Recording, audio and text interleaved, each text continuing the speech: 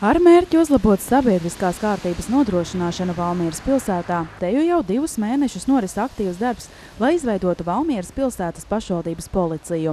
1. janvārī darbu sāka jaunās institūcijas priekšnieks Armands Miķelsons, kura pienākumi šobrīd ir sagatavot nepieciešamo dokumentāciju, kā arī veikt dažādus iepirkumus, lai pašvaldības policija varētu uzsākt reālu darbu. Ir iegādāti spēclīdzekļi pašvaldības policijas darbinieku vajadzībām.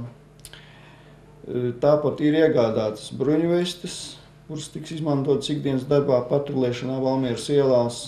Patreiz tiek strādāts pie darba līguma sastādīšanas un amata apraksta sastādīšanas, lai darbā varētu pieņemt pašvaldības policijas darbiniekus. Pašvaldības policijas vajadzībām ir iegādāta arī automašīna, kas ir aprīkota ar skaņas signāliem un bākuguniem. Šobrīd tiek kārtot dokumenti, lai tai piešķirtu operatīvā transporta līdzekļa statusu.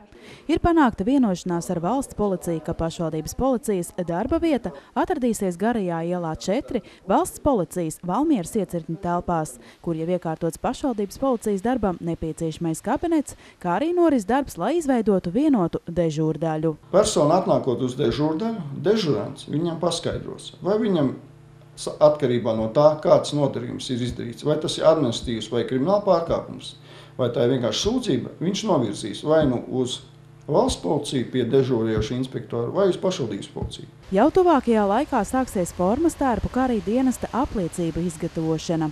Pašvaldības policijas darbinieku galvenais pienākums būs atrasties pilsētas ielās un uzraudzīt, kā tiek ievēroti pašvaldības saistošie noteikumi par sabiedrisko kārtību pilsētā. Protams, tā būs alkohola lietošana, naktsmieras, spļaudīšanās, piemēslošana, skaļa mūzika, apstādījuma ietveru bojāšana, dabisko vajadzību kārtošana ārpus speciāli tam paredzētām vietām, ugunskura kurināšana, ēku būvju un pagalmu neuzturēšanas kārtības pārkāpšana, kā arī par tirdzniecības sabiedriskās vietās pārkāpumi. Un, protams, pievērsīsim, un es ceru, ka mēs ļoti labi sadarbosimies ar komunāliem dienestiem, lai mēs veiktu par labu šādu pasākumu sakarā ar kleņošanu suņiem un kaķiem. Jo, kā zināms, šis lauciņš vēl ir, var teikt, neizravēts. Un tāpat arī tiks kontrolēt pilsētā, kā tiek ievērot Latvijas valsts karoga likums, tā teikt, sekosim līdzi datumiem, kad viņi jāizskata un kādā noformējumā.